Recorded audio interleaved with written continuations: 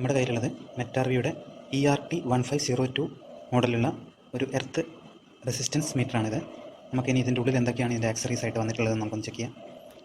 ഇതിൻ്റെ കൂടെ വന്നിട്ടുള്ളത് ഒരു ലോങ് ആയിട്ടുള്ള ഒരു റെഡ് ലീഡും പിന്നെ ഒരു ഷോർട്ട് ചെയ്തിട്ടുള്ളൊരു റെഡ് ലീഡും പിന്നെ ഒരു ലോങ് ആയിട്ടുള്ള ഒരു യെല്ലോ ലീഡും പിന്നെ ഒരു ഷോർട്ട് ആയിട്ടുള്ള ഒരു ഗ്രീൻ ലീഡും പിന്നെ ലോങ് ആയിട്ടുള്ള ഒരു ഗ്രീൻ ലീഡും കൂടാതെ 4 സ്പൈക്ക് തന്നിട്ടുണ്ട്.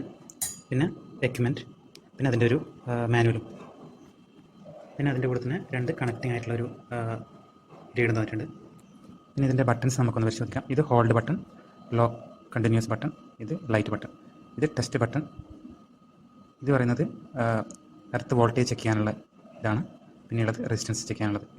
ഇതിൻ്റെ റീഡിങ് പറയുന്നത് 20 ohms, 200 ohms, 2000 ohms എന്നിങ്ങനെയുണ്ട്.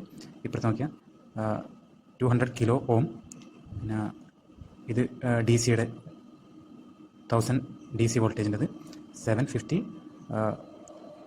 AC വോൾട്ടേജിൻ്റെത്. പിന്നെ ഇതിൽ പറയാനുള്ളത് ഇതിപ്പോൾ ഓഫ് പൊസിഷനിലാണുള്ളത്.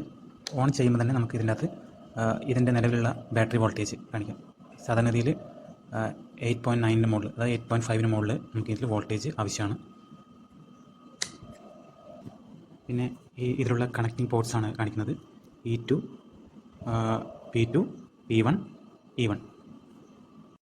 നെക്സ്റ്റ് എന്ന് പറഞ്ഞാൽ ഇതിൽ കാണുന്ന E1, P1, അതായത് നമ്മൾക്ക് ഇതിൽ തന്നിട്ടുള്ള ഈ ഷോർട്ട് ടൈപ്പുള്ള ഈ റെഡ് ലീഡിൻ്റെ അകത്ത് നമുക്ക് 2 കണക്റ്റിംഗ് പോർട്ട്സ് നമുക്ക് കാണാം.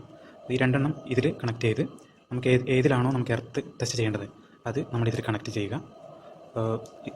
ഇത് കണക്ട് ചെയ്യുക, നമ്മൾ ഏതിലാണോ നമുക്ക് എർത്ത് ടെസ്റ്റ് ചെയ്യേണ്ടത്. അതിനുശേഷം ഇതിൽ E2, P2,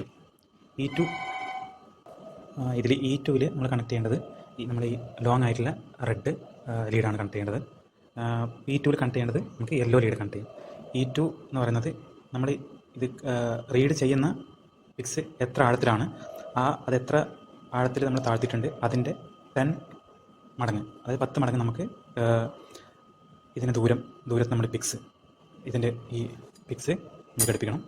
അപ്പോൾ ഘടിപ്പിക്കാൻ ശ്രദ്ധിക്കേണ്ട പറഞ്ഞാൽ 180 ഡിഗ്രിയിൽ ഘടിപ്പിക്കുന്നതായിരിക്കും നല്ലത്. അതായത് പിക്സ് എവിടെ നിന്നാണോ ഉള്ളത് അതിന് പാരലൽ, അതിന് കുറച്ച് ദൂരെയായിട്ട് ഇപ്പോൾ ഇത് 1 മീറ്റർ ആഴത്തിലാണ് നമ്മളെ എർത്തിൻ പിക്സ് ഉള്ളതെങ്കിൽ നമ്മൾ ഒരു 10 മീറ്റർ ദൂരെ നമ്മൾ ഈ റെഡ് ലീഡ് ഈ പിക്സിൽ കണക്ട് ചെയ്യണം. പിന്നെ അതിന് ഓപ്പോസിറ്റ് ഡയറക്ഷനിൽ നമ്മൾ ഒരു 6 മടങ്ങ് പിക്സിൻ്റെ ഡെപ്തിൽ നമ്മളിത് ഈ നെക്സ്റ്റ് പിക്സ് ഓപ്പോസിറ്റ് എൻഡിൽ, അതായത് 1 മീറ്റർ ആണ് ആണെങ്കിൽ 6 മീറ്റർ ദൂരെ മാറിയിട്ട് നമ്മൾ ഈ പിക്സ് ഒന്ന് നെക്സ്റ്റ് പിക്സ് ഘടിപ്പിക്കുക. ഈ യെല്ലോ ലീഡ് ഇതിൻ്റെ അകത്ത്